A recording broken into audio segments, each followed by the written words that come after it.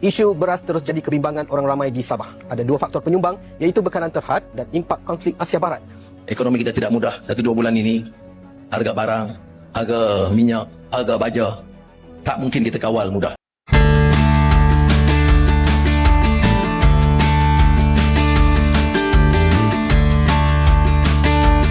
Hai, ketemu lagi dengan Rizka Yuni.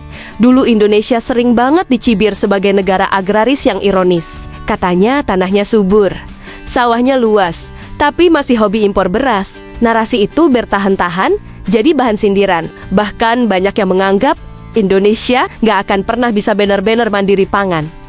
Tapi sekarang situasinya mulai berubah. Yang bikin menarik, justru negara lain mulai datang mengetuk pintu Indonesia untuk membeli beras. Dan salah satu yang ramai dibahas adalah Malaysia.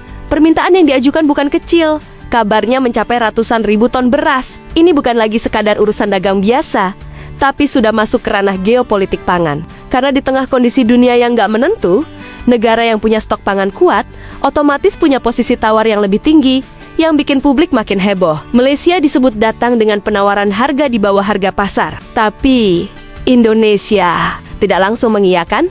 Pemerintah memilih berhitung dulu, mempertimbangkan stok dalam negeri, kebutuhan rakyat, dan stabilitas harga nasional. Artinya sekarang Indonesia bukan lagi berada di posisi butuh dibantu, tapi sudah mulai bisa menentukan sikap dan punya daya tawar sendiri. Ini jelas jadi simbol perubahan besar. Dulu sering dianggap lemah di sektor pangan, sekarang malah negara tetangga yang berharap bisa mendapat pasokan dari Indonesia. Dan netizen pun ramai bilang, angin mulai berubah. Krisis pangan, Malaysia datang ke RI minta 500.000 ton beras. Dulu bangsa ini dikenal sebagai salah satu importir beras terbesar di dunia. Bertahun-tahun bangsa ini bergantung pada pasokan luar negeri. Suara rakyat. Dengan perhitungan bahwa kita sudah sangat cukup produksi kita, ada beberapa negara yang sudah mendekati kita. Saya dapat laporan dari Menteri Pertanian, Menko Pangan, beberapa negara minta agar kita kirim beras ke mereka. Saya izinkan dan saya perintahkan kirim beras ke mereka, dan kalau perlu atas dasar kemanusiaan kita jangan terlalu cari untung besar. Isu beras terus jadi kebimbangan orang ramai di Sabah. Ada dua faktor penyumbang, iaitu bekanan terhad dan impak konflik Asia Barat. Ekonomi kita tidak mudah 1-2 bulan ini. Harga barang, harga minyak, harga baja tak mungkin kita kawal mudah.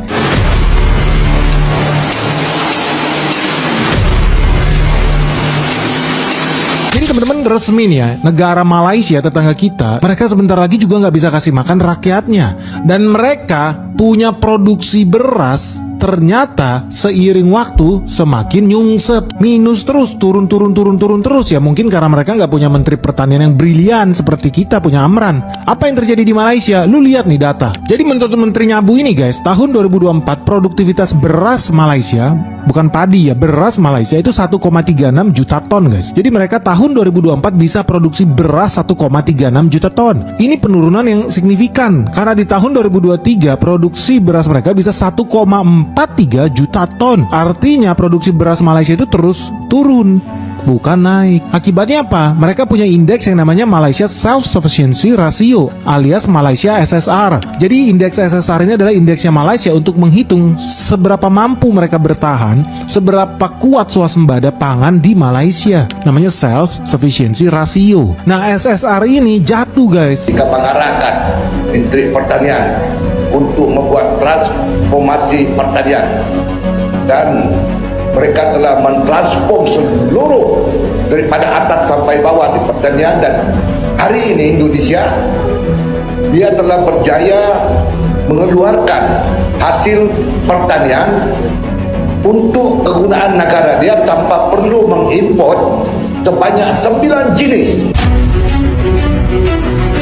Dunia maupun nasional mengatakan produksi kita 34 juta ton dan itu surplus 4 juta ton.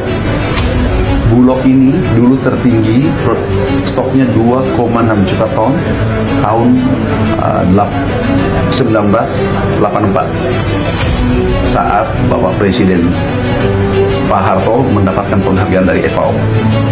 Pada saat itu, sekarang di era Bapak Prabowo kita mencapai puncaknya 5,3 juta ton. Inilah capaian pemerintah dalam waktu 1 tahun lebih. Di saat krisis pangan global maupun energi, Indonesia sekarang surplus pangan, beras, khususnya beras. Harga relatif stabil. Ini pemerintah Indonesia benar-benar longor ya. Kalian tengok ini beritanya. Jadi Indonesia itu berencana mengekspor beras kita itu ke Malaysia. Dan kalian tahu harga negosiasinya 10.000 per kilo. Sementara kita sendiri beli beras itu kisaran harga 15.000, 14.000 ataupun 13.000. Gila nggak sih? Jadi walaupun ini masih tahap negosiasi dan kalau benar-benar terjadi benar-benar longor lah kalian ya. Ngerti longor?